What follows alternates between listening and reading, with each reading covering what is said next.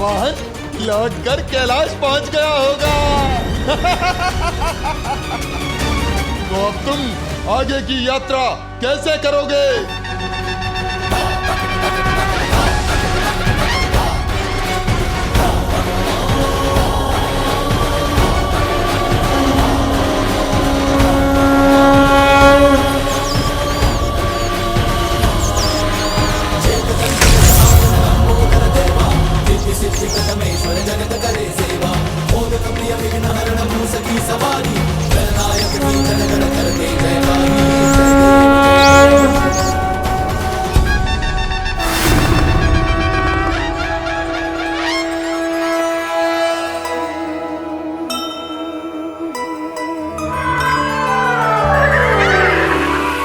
संकट तो गया है टल।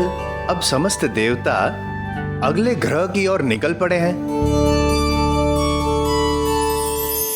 किंतु गजानन अब भी चंद्रलोक में क्यों है? इसका कारण माता मुझे समझ में नहीं आता।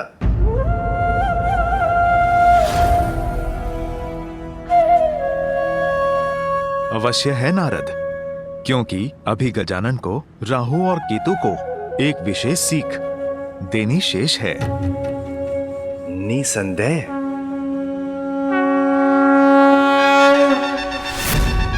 मूषक जी, इन्होंने ही आपको अंतरिक्ष में भेजा था ना? तो अब उसके परिणाम का सामना तो इनको करना ही चाहिए।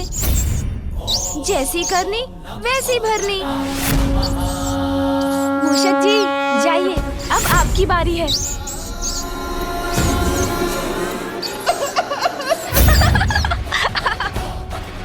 अरे अरे, इस मूषक का भार सहन नहीं हो रहा मुझसे।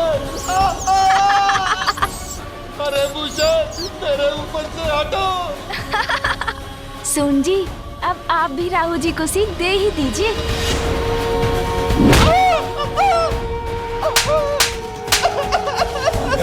स्वामी श्री मंगल मूर्ति, जन जन पूजे होती कामना पूर्ति। अरे बालक, अरे बालक, क्रीड़ा करने का तुम नहीं हूँ मैं।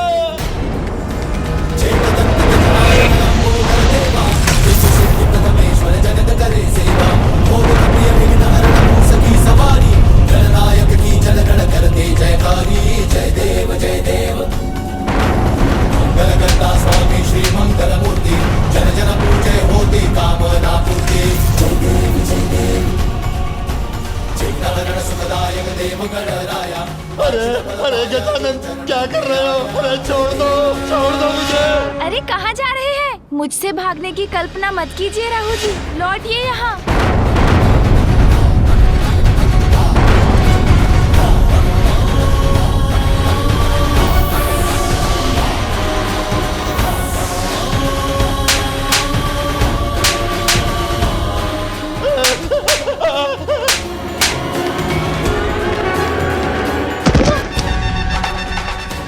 अरे गजानन, क्या कर रहे हो? अरे छोड़ दो मुझे।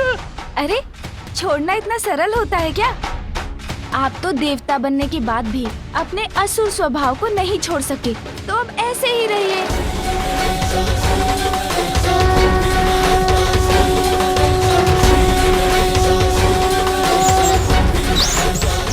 अरे छोड़ दो मुझे। नहीं, हम वचन देते हैं, अब हम कुछ भी अनुचित नहीं करेंगे। देवताओं को तनिक भी कष्ट नहीं देंगे। हमें छोड़ दीजिए, क्षमा कर दीजिए।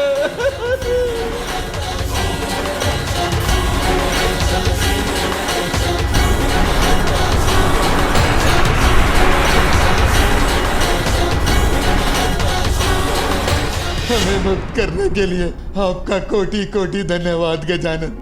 हम आपको वचन देते हैं, आज से जो भी आपकी पूजा करेगा, हम राहु केतु उसको कभी नहीं सताएंगे, कभी नहीं।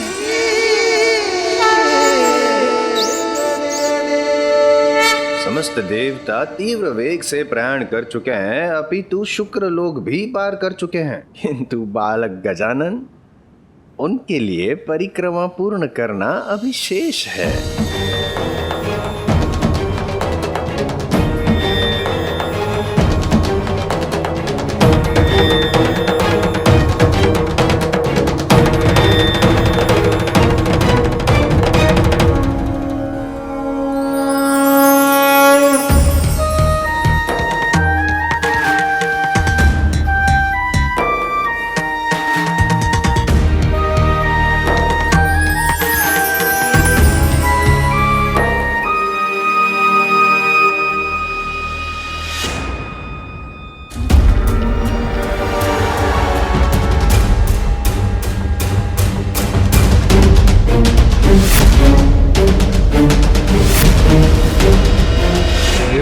हो जाएगी तुम्हारी ये प्रतियोगिता। प्रथम पूज्य का चयन कर भी ले देवता तो क्या, किंतु इस बार पराजय असुरों की नहीं होगी गजानन। और तुम यहां क्यों आए हो? क्योंकि हीरक तो तुम्हें पूर्व में ही प्राप्त हो चुका है। महागुरु शुक्राचार्य जी, मैं तो आपका आशीर्वाद लेने आया हूँ। इतने बड़े विद्वान हैं आप तो मेरे पिता के परम भक्त भी हैं, इसलिए आपको नमन करने चला आया। विजयी भव। प्रणाम गुरुवर।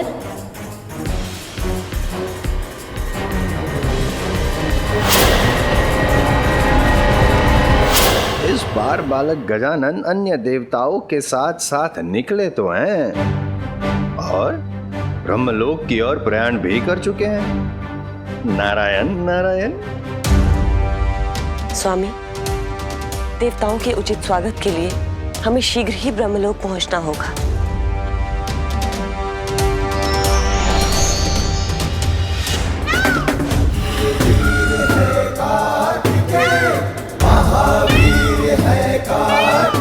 शीघ्रता करो गजानन, हमें ब्रह्मलोक भी पहुंचना है।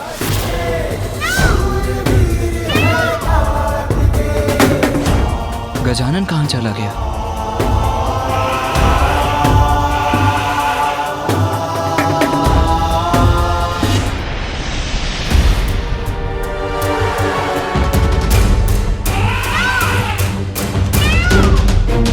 कुमार कार्तिकेय, प्रतीत होता है ब्रह्मलोक पहुंचने में मैंने आपको पीछे छोड़ दिया। आपने मुझे पीछे छोड़ दिया देवराज, किंतु गजानन से पीछे रह गए। गजानन कहाँ है? गजानन, अरे गजानन तो ब्रह्मलोक पहुंचकर वीणा का वादन कर रहे हैं।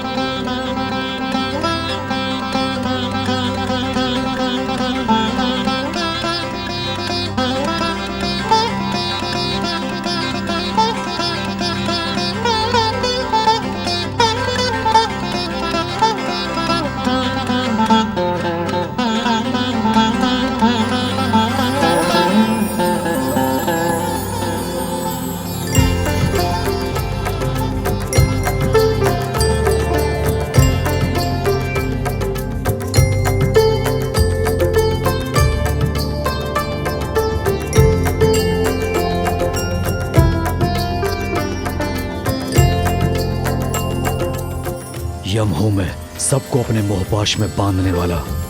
आपके मधुर संगीत के मोहपाश में नहीं फंसूंगा, अपितु अवसर का लाभ उठाकर सबसे आगे निकल जाऊंगा।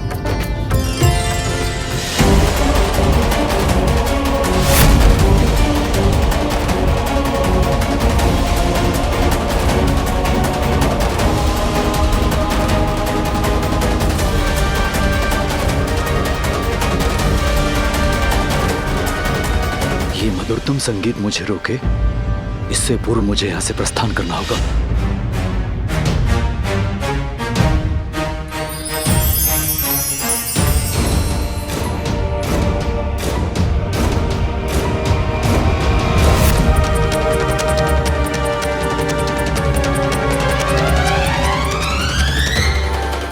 कितने तल्लीन है गजानन अपने संगीत में। ये इतनी शीघ्रता से तो रुकने नहीं वाले। अब मुझे और यहाँ रुकना नहीं चाहिए। कुमार कार्तिकेय, अब आप ही संभालिए अपने अनुज के संगीत को, मैं तो चला।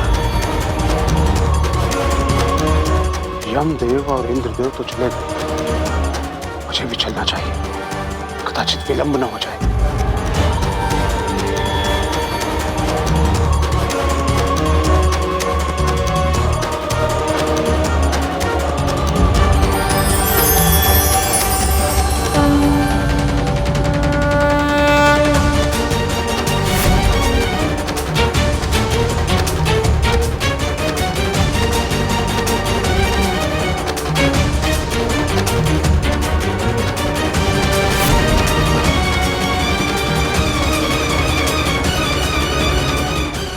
इस होड़ में पीछे न रह जाऊं। इसी क्षण प्रस्थान करना चाहिए मुझे।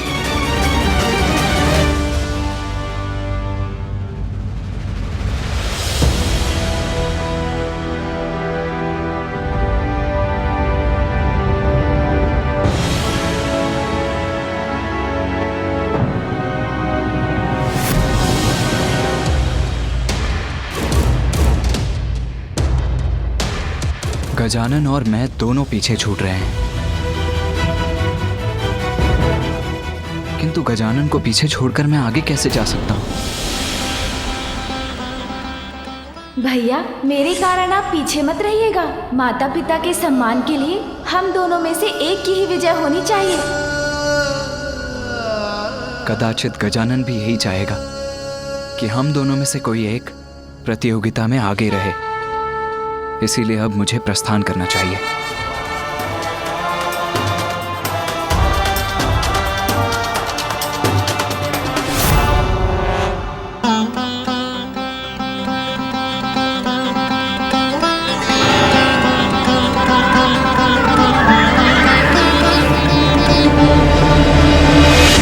नारद क्षमा याचित प्रभु।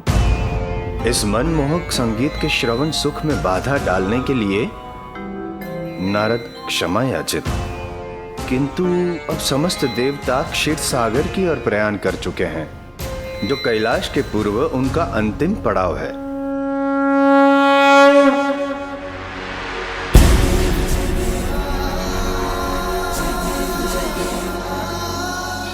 पुत्र, अब हमें जाना होगा, किंतु हम क्षीरसागर पर तुम्हारी प्रतीक्षा करेंगे।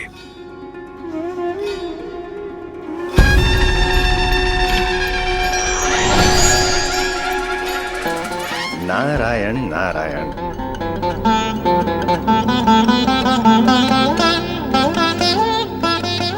बालक गजानन, कहीं आप संगीत में इतना तो मग्न नहीं हो गए कि प्रतियोगिता भी भूल गए? नारायण नारायण।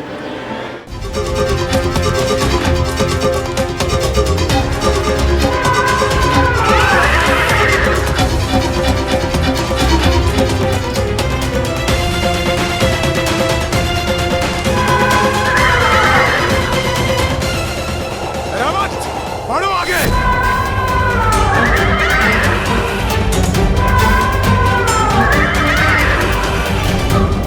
अद्भुत रावत, अति उत्तम। चंद्रदेव, वायुदेव, आप दोनों को तो पीछे छोड़ दिया मैंने।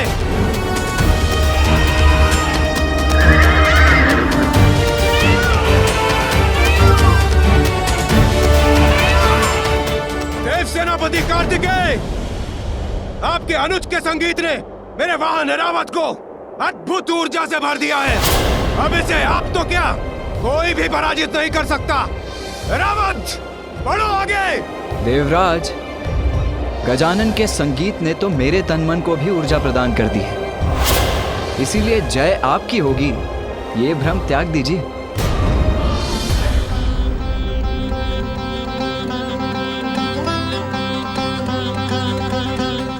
गजानन, जब तक आप करेंगे अपना संगीत संपन्न, तब तक तो अन्य देवता क्षीर सागर तक पहुंचकर अपनी प्रतियोगिता भी कर लेंगे संपन्न।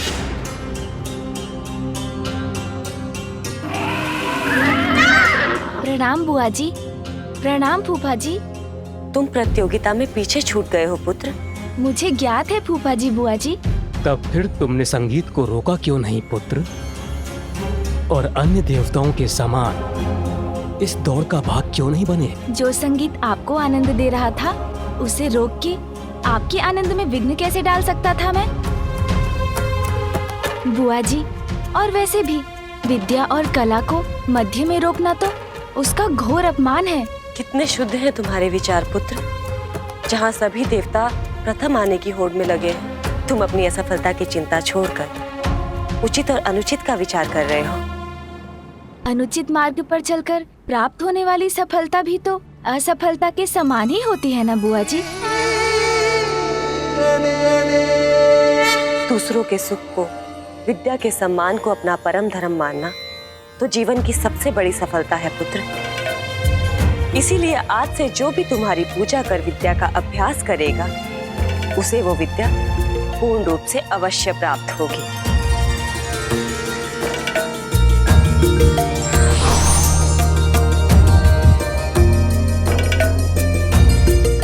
ये लो पुत्र।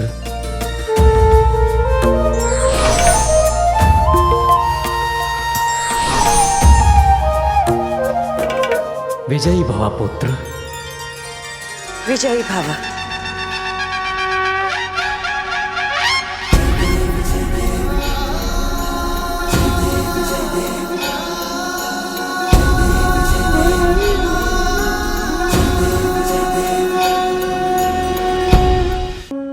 प्रणाम श्री हरि नारायण।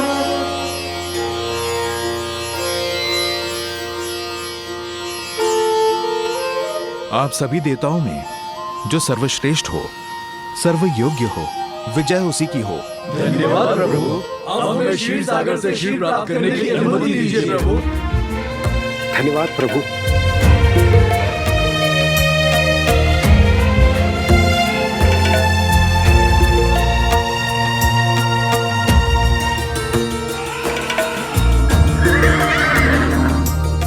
ये सभी देवता तो प्रस्थान कर चुके स्वामी, किंतु अब वीणा का स्वर थम गया है। अर्थात आपका भांजा ब्रह्मलोक से आगे बढ़कर यहाँ कभी भी पहुँच सकते हैं। और जब आपका भांजा यहाँ आने ही वाला है, तो आप अपने शंख चक्र आदि छुपा ही लीजिए स्वामी, कहीं वो। अब उसकी कोई आवश्यकता नहीं। अब मैं अपने भांजे के स्वभाव से परिचित हो गया हूँ। अब पुनः वो मुझसे कुछ नहीं ले जा सकता। प्रणाम मामा जी। प्रणाम मामी जी। प्रतीत होता है अभी आप दोनों मेरी ही बात कर रहे थे। हाँ भांजे, हम तुम्हारी ही प्रतीक्षा कर रहे थे।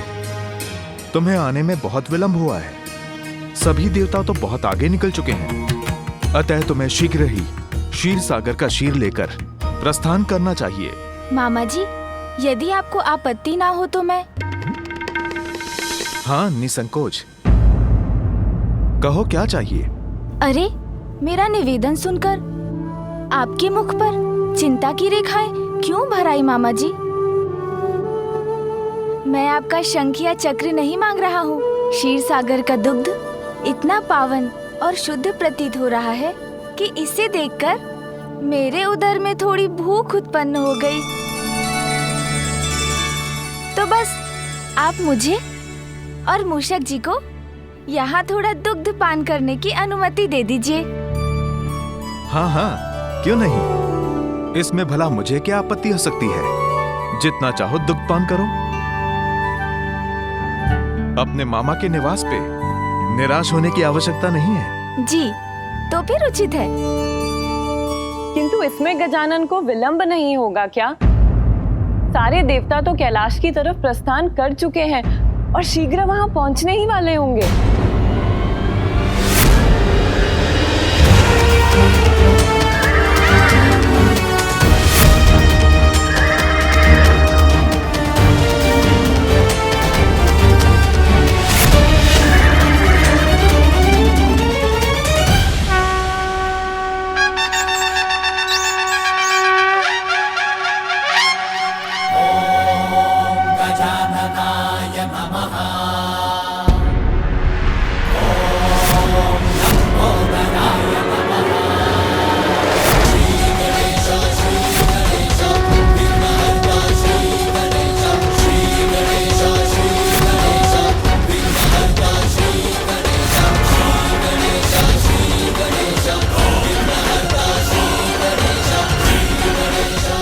बिना विचारे किसी भी प्रकार का वचन किसी को भी नहीं देना चाहिए, अन्यथा हानि हो सकती है। For more updates, subscribe to our channel, click the show links and enjoy watching the videos.